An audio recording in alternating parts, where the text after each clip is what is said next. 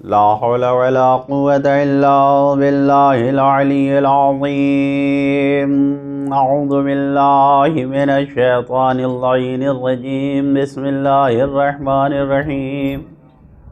الحمد لله رب العالمين. الصلاة والسلام والتحية والإكرام على أشرف الأنبياء والمرسلين مولانا ومولا الثقلين جد الحسن والحسين مولانا بالقاسم المصطفى محمد.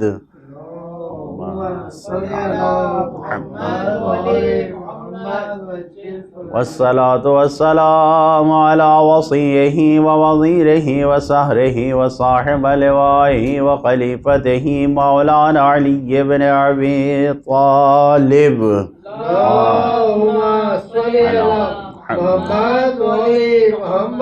والصلاة والسلام على أئمة المعصومين خصوصا سيدنا ومولانا بقية الله المنتظر المهدي. اللهم صل على محمد عجل الله تعالى فرجه الشريف روح وأرواح العالمين لتراب مقدمه الفداء واللعنة الدائمة على أعدائهم أجمعين من يوم ظلمهم إلى قيام يوم الدين وبعد يوم الدين. أما بعد وقد قال الله الحكيم في الذكر العظيم. بسم الله الرحمن الرحيم.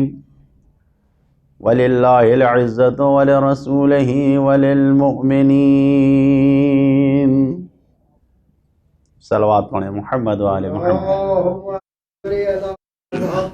وآل محمد. بزرگان محترم عزیزان گرامی، کربلا درسگاہ تربیت ہے. یہ مجلسیں، یہ سب کچھ ایک تربیت کا مرکز ہے. انسانوں کو پالنے کا، انسانوں کو انسانیت کا درس دینے کی جگہ کربلا ہے. یہ مجلسیں کربلا کے ذریعے جو برپا ہوتی ہیں، کربلا کی یاد کے لیے جو برپا ہوتی ہیں، یہ سب کے سب ذریعہ ہیں کہ انسانوں کو انسانیت کا درس دیا جائے.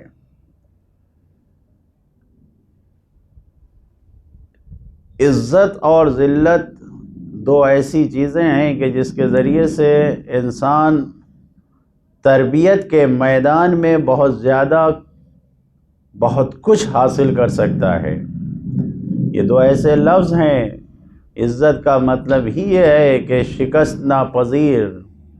عزت کا مطلب یہ ہے کہ انسان صاحب اقتدار ہوتا ہے. عزت کا عزیز کا مطلب ہی ہوتا ہے کہ کوئی اس کو شکست نہیں دے سکتا، وہ ٹوٹتا نہیں ہے، شکست نہیں کھاتا. اور ذلت کا مطلب یہ ہوتا ہے کہ خاری، رسوائی. یہ دو مفہوم ہے کہ اگر تربیت کے حوالے سے دیکھا جائے اس کو، تو یہ دونوں مفہوم انسانوں کو معراج اور انسانیت کی معراج پر لے جاتے ہیں، بلندی پر لے جاتے ہیں. کربلا کا ایک اہم پیغام عاشور کے دن خود سرکار سید الشہداء کا ایک اہم پیغام، ایک اہم نعرہ تھا، ہیہات من الذلہ. ذلت دور، ذلت کا نام و نشان نہیں ہونا چاہیے. عزت و ذلت یہ ایسے مفہوم ہے کہ جس کو کربلا سے تربیت پانے والوں کو سمجھنا ضروری ہے. کلام نبی کریم رسالت مآب صلی اللہ علیہ وآلہ وسلم میں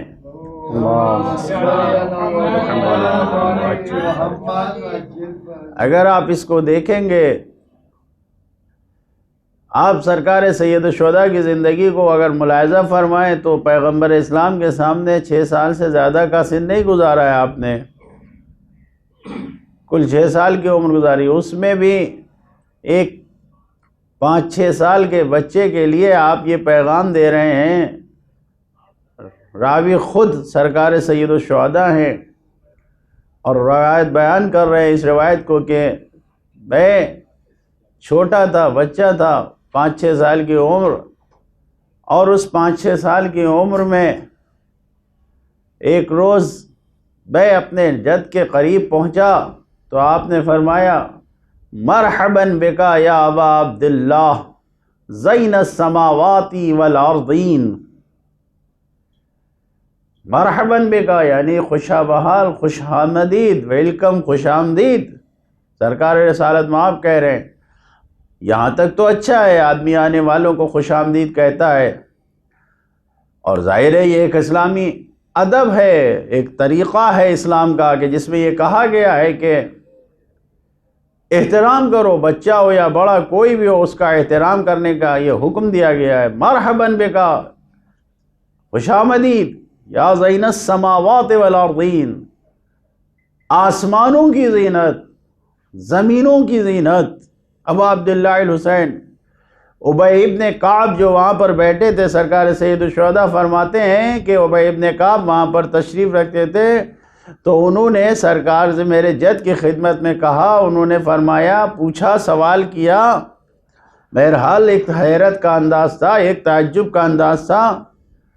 فرمایا آپ نے یہ سوال پوچھا کہ کیا حل یوجد، کوئی ایسا شخص پایا جاتا ہے کہ عہدن آپ کے علاوہ، غیروں کا آپ کے علاوہ یا رسول اللہ کے زین السماوات والارضین، یعنی آپ کے علاوہ بھی کوئی آسمانوں اور زمینوں کی زینت ہو سکتا ہے؟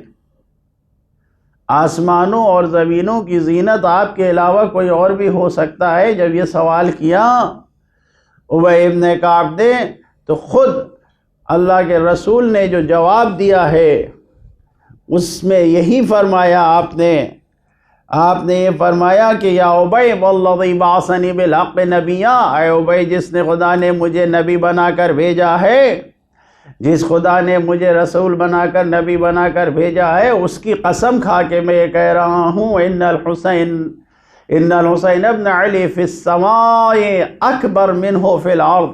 اے ابی جس خدا نے مجھے نبی بنا کر بھیجا ہے، میں اس کی قسم کھا کے کہہ رہا ہوں کہ حسین ابن علی آسمان میں بہت زیادہ پہچانے جاتے ہیں، زمین سے زیادہ آسمان والے پہچانتے ہیں.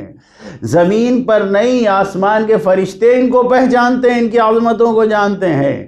آسمان کے فرشتوں میں کون؟ سید الملائکہ جبریل ان کو پہچانتے ہیں، جبریل، میکائیل، عزرائیل، اسرافیل بہتر جانتے ہیں. زمین والوں سے زیادہ تذکرہ آسمان پہ ان کا ہوتا ہے. کون؟ یہ ابا عبداللہ الحسین آسمان والوں کے لیے زیادہ. زمین والے کیا، ہم اور آپ کتنا جانتے ہیں، مجلسوں کی حد تک جانتے ہیں. محرم آ گیا، عاشور منا لیا ہم نے، امام حسین کو جان لیا، مجلسیں کر لیا، چہلم آ گیا، اربعین آ گیا، جلوس، عزا، ماتم، مجلس، اس سے آگے ہماری معرفت، ہماری شناخت کیا ہے؟ ہم کیا جانیں؟ رسول اللہ فرما رہے ہیں آسمان والے زمین والوں زیادہ جانتے ہیں. حسین کا تذکرہ آسمان پر بہت زیادہ ہوتا ہے. آسمان پر جو تذکرہ ہوتا ہے وہ زمین پر نہیں ہو پاتا. ایک صلوات پڑھیں محمد والے.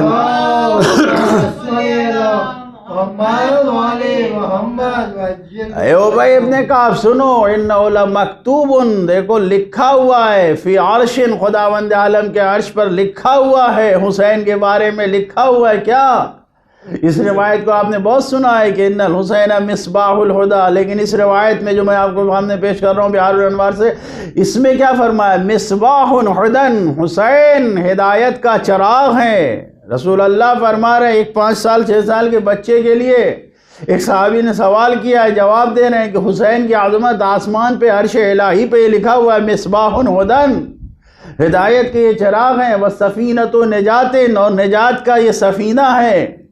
وَإِمَامٌ غَيْرُ ہَوْحَنٍ، اور یہ ایسے امام ہیں کہ جن کے اوپر کوئی وہن نہیں ہے، کوئی ان کے اوپر جسے اپنی زبان میں ہم کہیں کوئی الزام، کوئی کلیم، کچھ بھی نہیں ہے. ایسے امام ہیں. یہ امام عز، یہ عزت کے امام ہیں. امام فخر، یہ فخر کے امام ہیں. امام ذخر، یہ ذخیرہ الہی ہے امامت میں. یہ اللہ کا رسول فرما رہا ہے کہ یہ امام حسین کون ہے؟ یہ جو عرش پر لکھا ہوا ہے انہو لمکتوب فی عرش، یہ عرش پر لکھا ہوا ہے، خداوند عالم نے لکھا ہے کہ علم نذر وان اللہ عز وجل رکب فی صلبہ، اور ان کے صلب میں اللہ تعالیٰ نے مرکب کر دیا، اللہ تعالیٰ نے ان کی نوی نسل میں جو قرار دیا ہے وہ کس کو قرار دیا ہے؟ فرماتے ہیں کہ کوئی اور نہیں ہے، نطفۃ طیبۃ، نطفۃ طیبۃ مبارکۃ زکیہ فی صلبہ، ان کی صلب میں، ان کی نسل میں ایک نطفہ مبارک پاک و پاکیزہ طیبہ نطفہ قرار دیا ہے۔ یعنی ان کی عظمت یہ عرش پر لکھا ہوا ہے خداوند عالم کے، ہدایت کا سلسلہ یہ ہیں، ہدایت کا چراغ ہے، کشتی نجات ہیں، اور کیوں؟ ان کی امامت میں، ان کی نسل میں جو آنے والا ہے، جو ان کا نواں ہے، وہ ان کی صلب میں قرار دیا گیا۔ یہ لوح محفوظ پر عرش الہی پر لکھا ہوا ہے۔ ایک صلوات پڑھیں محمد وآل محمد۔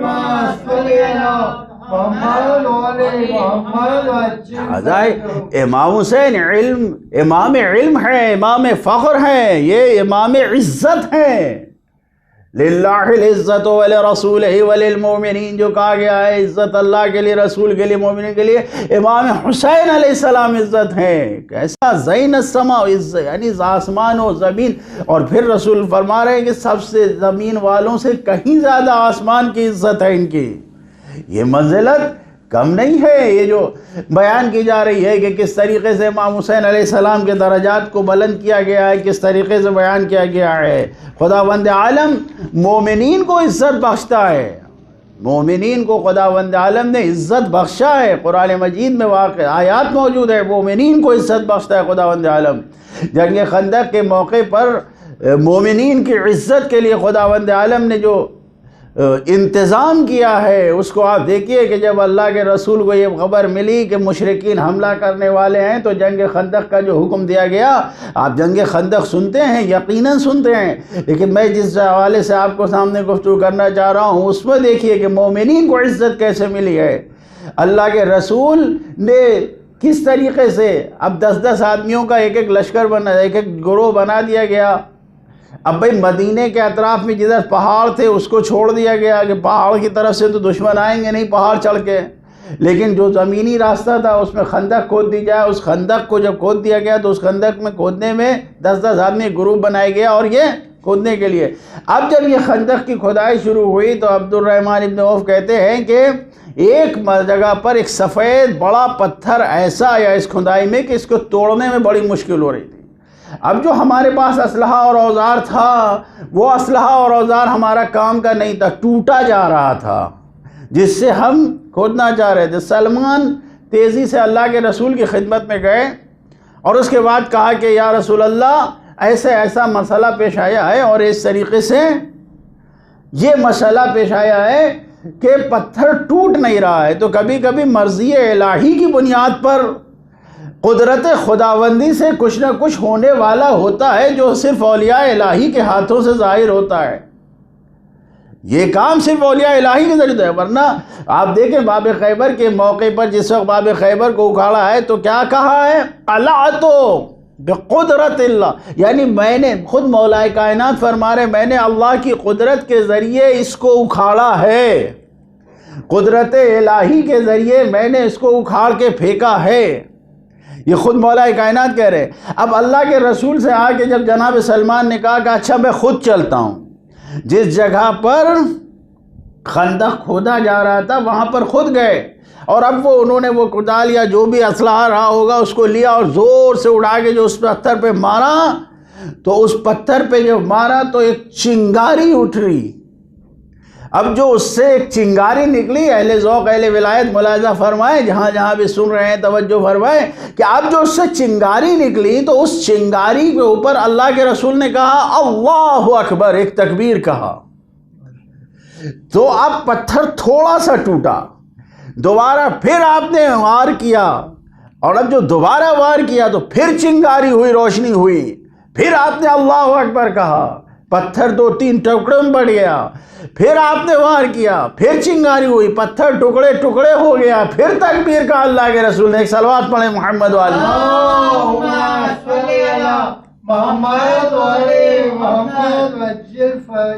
توجہ فرمائیے عزیزان گرامی، بزرگان محترم، اب جب یہ پتھر ٹوٹ گئے تو لوگوں نے کہا یا رسول اللہ کون سا ایسا سبب تھا کہ آپ پتھر مار رہے تھے اور پھر تکبیر کہہ رہے تھے؟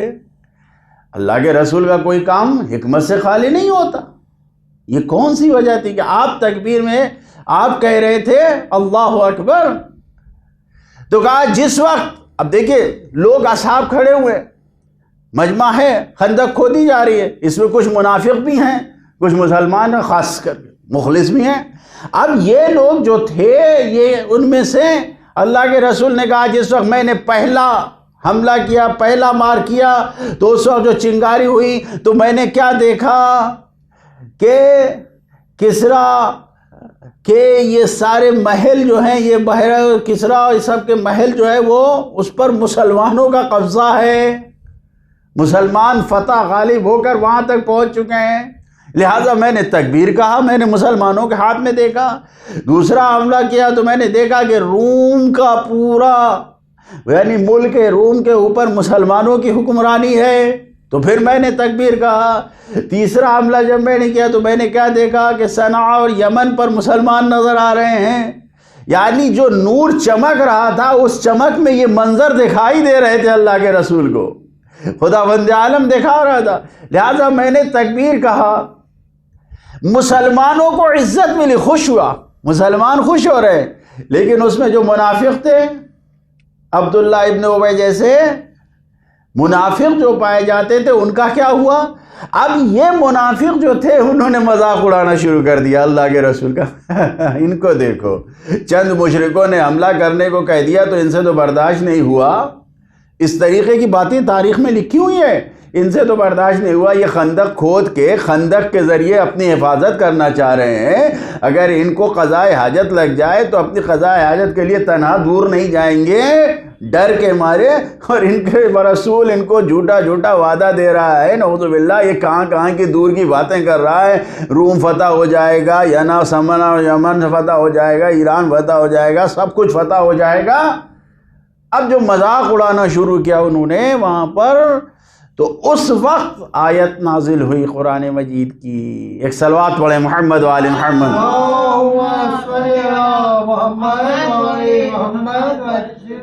اب وہاں پر جو آیت نازل ہوئی ہے وہ سورہ آل عمران کی 26ویں آیت نازل ہوئی. میں نے عرض کیا مومنین کو خداوند عالم عزت دے رہا ہے. آیت کیا نازل ہوئی؟ منافقین نے یہی تو کہا کہ یہ کیسی کیسی باتیں کر رہا ہے. تو خداوند عالم نے جو آیت نازل فرمائی وہاں پر، قل اللہم مالک الملک تؤتی الملک من تشاء وتنزع الملک ممن تشاء وتعز من تشاء وتذل من تشاء بیدک الخیر انک علی کل شیء قدیر. یہ سورہ آل عمران کی 26ویں آیت ہے. نوٹ فرما لیں اس آیت کو، اکثر لوگوں کو یاد بھی ہوگی. یہ وہ آیت ہے کہ جو مومنین کی عزت افزائی کے لیے نازل ہوئی. یہ وہ آیت ہے کہ جس کے لیے خود مولا کائنات نے فرمایا ہے کہ اس کو ہر نماز کے بعد پڑھا کرو. مولا کائنات نے فرمایا کہ اس آیت کو ہر نماز کے بعد پڑھا کرو. کیوں؟ اس لیے کہ یہ اس میں اعظم ہے، اس میں پایا جاتا ہے. اس کو ہر نماز کے بعد پڑھا کرو. اب جب یہ کہا گیا اس میں اعظم ہے، یہ آیت اور 26 اور 27 نمبر آیت سورہ آل عمران کی 26 اور 27 نمبر آیت، اگر تفسیر نور الثقلین میں کہ اگر اس آیت کو پڑھ کے کوئی دعا کرتا ہے تو اس کی دعا قبول ہوتی ہے. خدا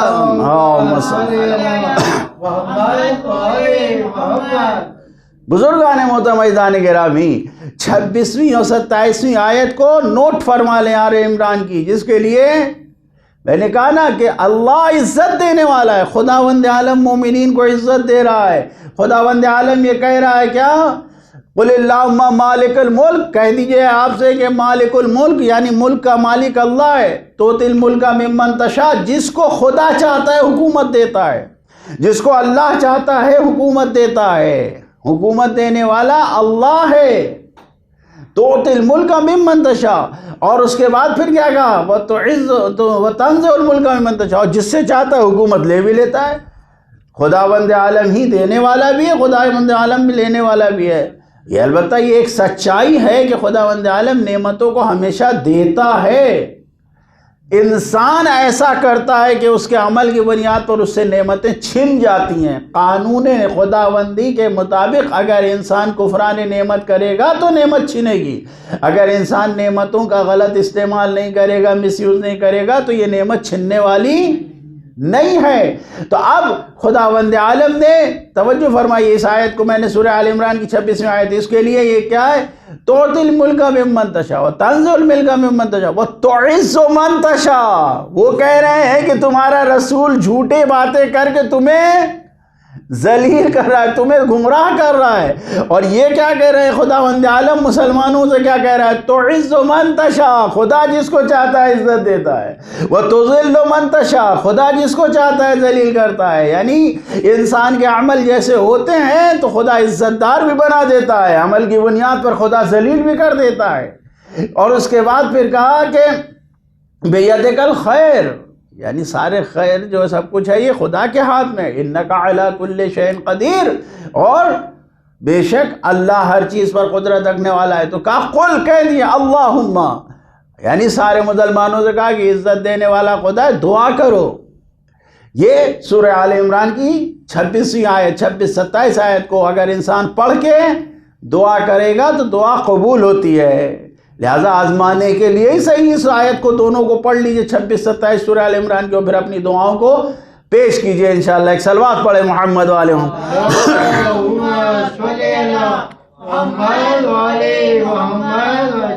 لہٰذا انسان، البتہ اس میں یہ بات جو آئی ہے کہ تُعْطِي الْمُلْكَ مِمَّن تَشَاءُ، جس کو چاہتا ہے خدا حکومت دیتا ہے، تو یہ ذہن میں شبہ نہ آئے، تو اس کا مطلب یہ ہے کہ اچھا ٹھیک ہے، اچھے لوگوں کو، نیک لوگوں کو تو خدا حکومت دے دیتا ہے، حاکم بنا دیتا ہے۔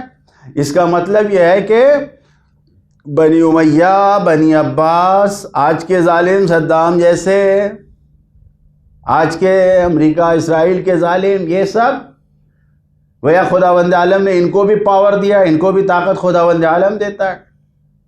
اگر انسان کے ذہن میں یہ خیال آئے تو پھر کیا ہوگا؟ بھئی ہے تو ملک اور حکومت تو ان کے قبضے میں ہے، اور یہ آیت سورہ آل عمران کہہ رہی ہے کہ تُعْطِي الْمُلْكَ، خدا جس کو چاہتا ہے حکومت دیتا ہے، دیتا ہے۔ تو ایسا ہی کچھ خیال پیش کرنے والے فرزند رسول حضرت امام جعفر صادق علیہ السلام کی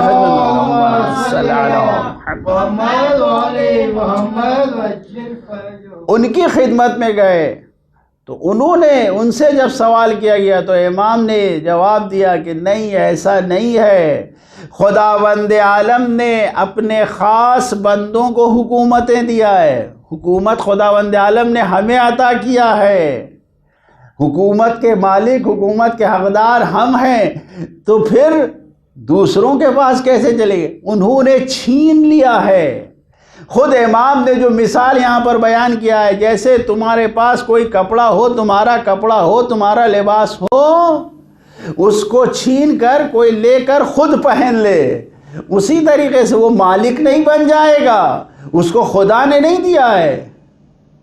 آپ کا کپڑا کہیں کوئی چھین کر خود پہن لے تو یہ چھین کر پہننے والا مالک نہیں ہو جائے گا کہ وہ یہ کہے کہ ہم کو تو خدا نے دیا ہے، نہیں، تم نے چھینا ہے۔ اسی طریقے سے یہ حکومت ہے بنی امیہ، بنی عباس نے چھینا ہے، ورنہ اللہ نے تو اہل بیت اطہار علیہ السلام کو یہ حکومتیں دی ہیں۔ اس حکومت کے مالک تو خود اہل بیت اطہار علیہ السلام ہیں۔ عزیزان گرامی، بزرگان محترم، توجہ فرمائیں، شبہ ذہن میں نہ ہو۔ بالکل اسی طریقے سے جیسے ایک انسان رزق و روزی کماتا ہے، جاتا ہے، محنتیں کرتا ہے، ہاتھوں سے محنت کرتا ہے، کما کر رزق لے آتا ہے، تو رزق دینے والا خداوند عالم ہے، وہ محنتیں کرتا ہے، رزق کما کے لے آتا ہے۔ ایک انسان ہے، چوری کر لیتا ہے، جا کے کسی کا مال چوری کر لیتا ہے، تو اب چوری کر کے جو، تو ٹھیک ہے، رزق تو اسے مل گیا، لیکن کیا واقعاً دونوں رزق ایک ہی جیسے ہیں؟ دونوں برابر ہیں؟ جو انسان محنت سے کمائی کر کے لے رہا ہے اور وہ انسان جو چوری کر رہا ہے، جھوٹے بیانات دے کر چوری کر رہا ہو، جیسے بھی حاصل کر رہا ہو، محنت سے حاصل کرنے والا ظاہر، بھائی لقمہ ہر انسان کھا رہا ہے، ایک حرام لقمہ کھا رہا ہے، ایک حلال لقمہ کھا رہا ہے، کیا دونوں برابر ہیں؟ نہیں، واضح؟ تو اللہ حکومت دیتا ہے، لیکن اللہ اپنے نیک صالح بندوں کو حکومت دیتا ہے. اللہ نیک صالح لوگوں کو حکومت دیتا ہے. لیکن یہ لوگ جو حکومت حاکم بن جاتے ہیں، جس طریقے سے سامنے آ جاتے ہیں، یہ غاصب ہوتے ہیں. بالکل اسی طریقے سے جیسے امام نے مثال دیا کہ کسی کا کپڑا چھین کر کوئی پہن لے تو وہ مالک نہیں بن جاتا. ایک صلوات پڑھیں محمد وآل محمد.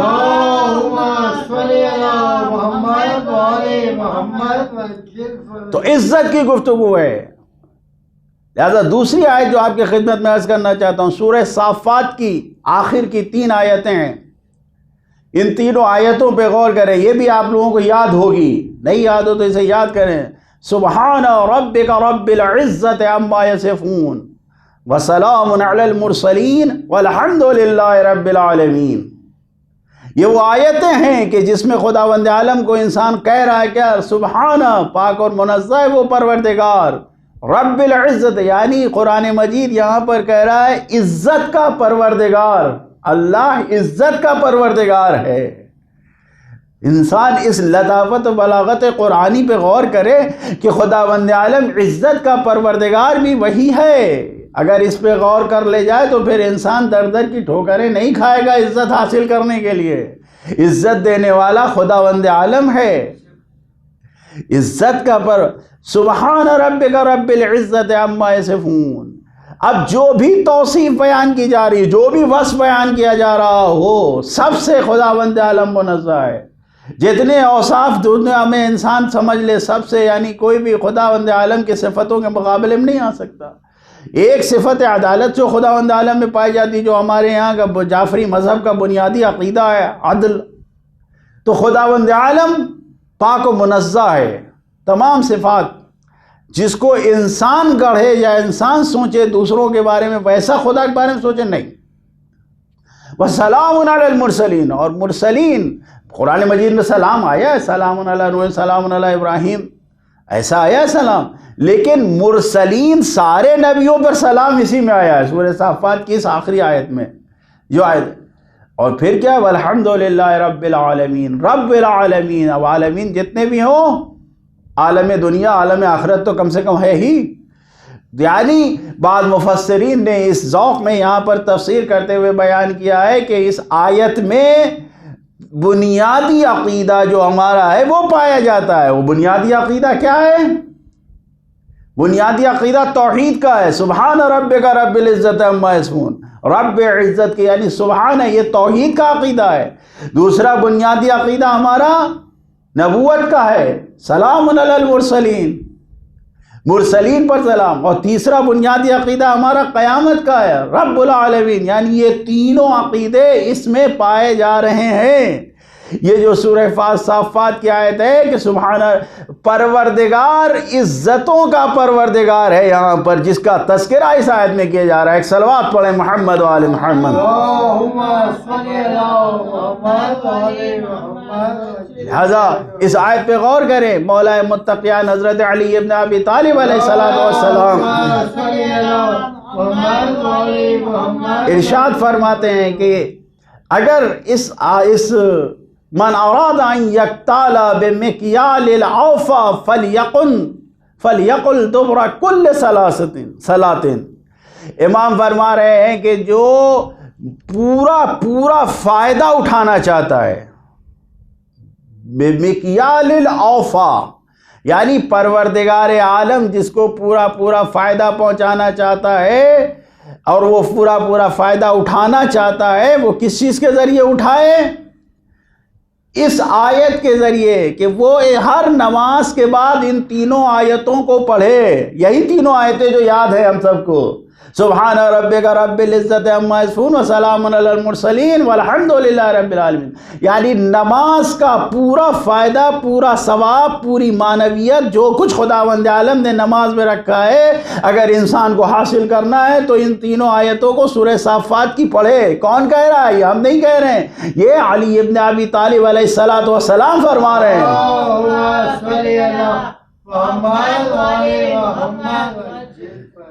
اور ہمارے چھٹے امام حضرت امام جعفر صادق علیہ السلام فرما رہے ہیں،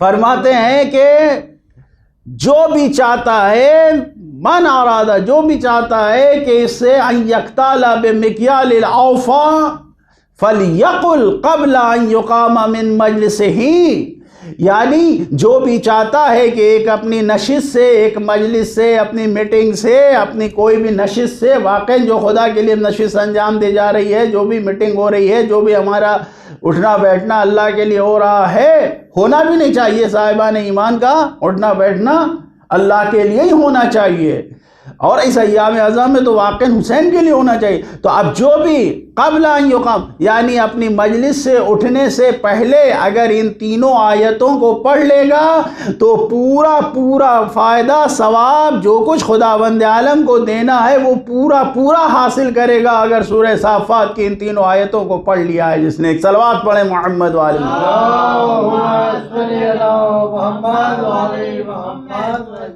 لہذا انسان غور کرے۔ میں نے عرض کیا کہ للہ العزت ولرسول وللمؤمنین، عزت اللہ کے لیے ہے، رسول کے لیے، مومنین کے لیے ہے، لیکن پہلے دو آیتوں سے کہ خداوند عالم صاحبان ایمان کو عزت دیتا ہے، خداوند عالم صاحبان ایمان کو عزت دیتا ہے۔ سورہ آل عمران کی 26ویں آیت اور سورہ صافات کی 3 آیتیں، یہ دونوں کو بیان کیا۔ اگر دعاؤں کو قبول کرنا ہے تو اپنے دعاؤں سے پہلے سورہ آل عمران کی 26-27 آیت کو پڑھ لیں، دعا مستجاب ہوگی۔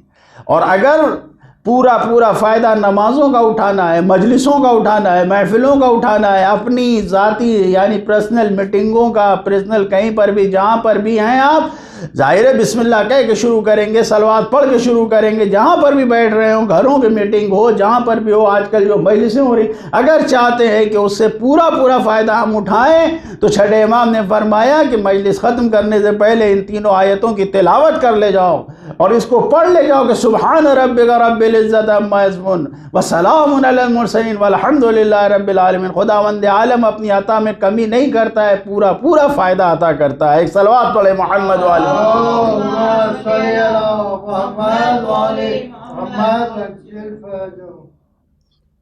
یقیناً انسان اس ایام اعظم میں یہی چاہتا ہے کہ زیادہ سے زیادہ فائدہ اٹھائیں اور اہل بیت اطہار علیہ السلام سے قریب ہوں۔ آدھا محرم گزر گیا، 5 دن گزر گئے، کسی نے سوچا تھا، انتظار تھا کہ محرم آنے والا ہے، محرم آنے والا ہے، محرم، لیکن محرم آیا اور 5 دن گزر گئے ایام اعظم کے۔ انسان کو احساس نہیں ہو رہا ہے کتنی تیزی سے گزر رہا ہے۔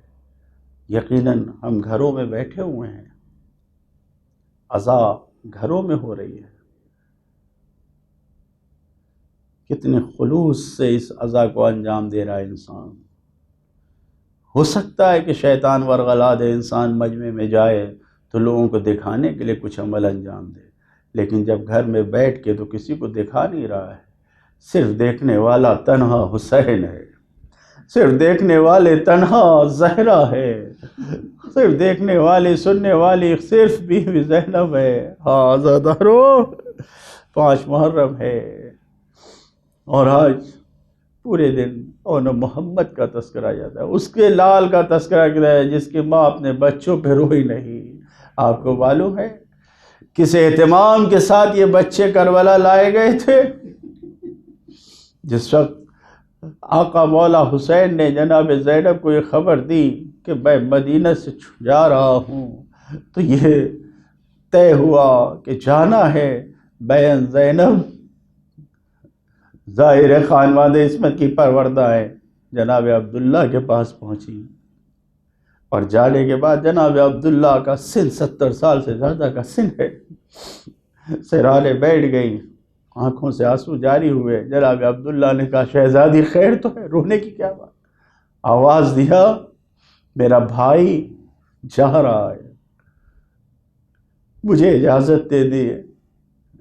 آواز دیا یہ تو شرط تھی، یہ تو نکاح میں شرط تھی کہ آپ اپنے بھائی کے ساتھ ہمیشہ رہیں گی، جہاں جائے گا بھائی جائیے۔ جناب زینب خوشی سے اپنے گھر سے اٹھ کے جناب عبداللہ سے رخصت ہو کے جانے لگی۔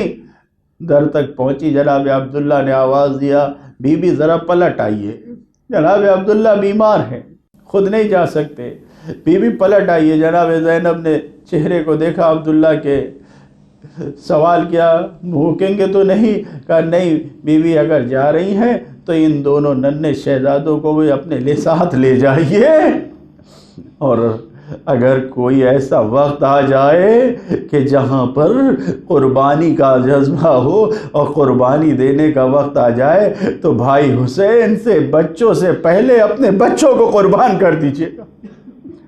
عزادارو، یہ وقت آیا اور پھر کربلا کا میدان آیا، شب عاشور۔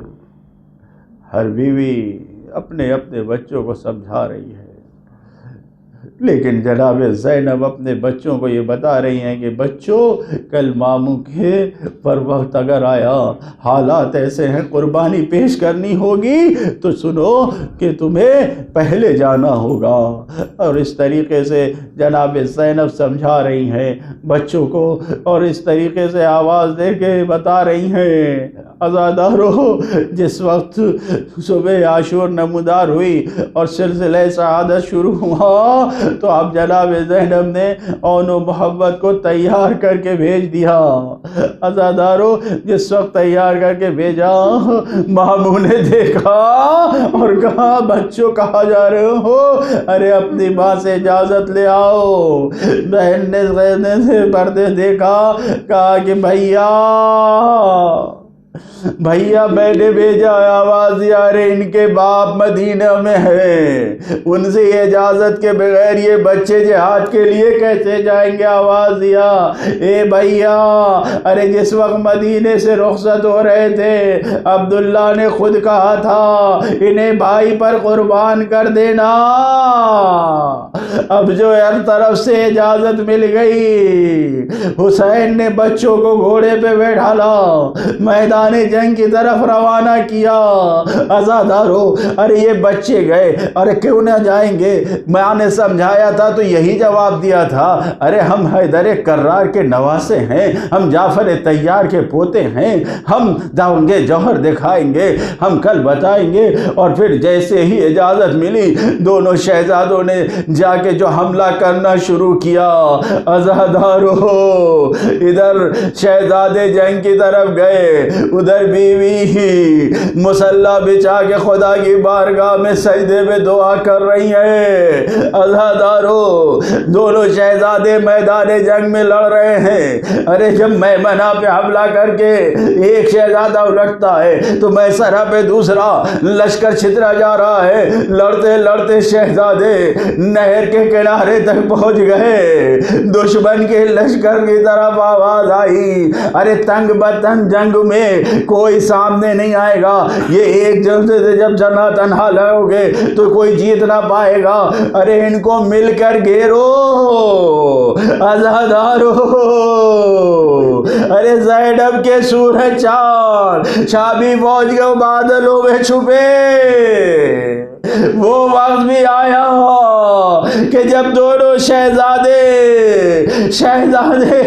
میدان کربلا میں جام شہادت نوش کر کے گرے۔ عزادارو، شہادت مل گئے، حسین تیزی سے گئے۔ اب جو جا کے دیکھا، ارے ایک شہزادے کو داہنے ہاتھ سے اٹھایا، دوسرے کو بائیں سے اٹھایا، گھوڑے پہ سوار، پیر زمین پہ خطمہ کھینچتے ہوئے خیمے کے قریب لے کے آئے۔ ارے بیویاں سوچ رہی تھیں کہ اب تک جو بھی آیا، زینب سب سے پاس آئی، فریاد کیا، لیکن اب کیا منظر ہوگا؟ عزادارو، جناب زینب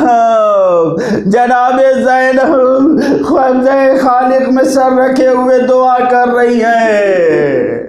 حسین اور محبت کو لے کر آئے۔ اب جو کسی نے دیکھا زینب نہیں، کسی بیوی نے جا کے دیکھا، سجدے میں دعا کر رہی ہیں، کندھے پہ رکھ کے ہاتھ اٹھایا، اے بیوی، ارے اون و محمد آ گئے۔ سجدے سر رکھ کیا کہا؟ آ گئے؟ کہا نہیں آقا لے کر آئے ہیں۔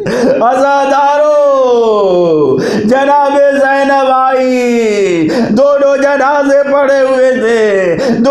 جنازوں کے بیچ میں جگہ بنائی، ماں نے گریہ نہ کیا، سجدہ خالق میں سر رکھ کے آواز دیا، خدایا ہماری اس قربانی کو قبول فرما۔ لعنت اللہ علی القوم الظالمین، سيعلم الذين ظلموا أي منقلب ينقلبون، انا للہ و انا الیہ راجعون۔ خدایا تجھے محمد و آل محمد کا واسطہ ہماری سزا اس عزاداری کو قبول فرما۔ خدایا زمانے کے امام کی خدمت میں ہمارے اس پرسے کو پہنچا دے۔ خدایا حقیقی عزاداری کرنے کی توفیق عطا فرما۔ خدایا جو دشمن عزا و عزاداری ہیں، دشمن عزادار ہیں، خدایا جو قابل ہدایت نے انہیں نیست و نابود فرما۔ خدایا اس منحوس کرونا کو اس دنیا سے جلد از جلد ختم فرما۔ خدایا بہتر سے بہتر عزاداری کرنے کی ہم سب کو توفیق عطا فرما۔ خدایا بیمار مریضوں کو شفا عنایت فرما، مرحومین کی مغفرت فرما، ہمارے امام کو ہم سے راضی فرما، ان کے ظہور میں تعجیل فرما۔ ربنا تقبل منا انک انت السمیع العلیم، بحق محمد و آلہ الطاہرین۔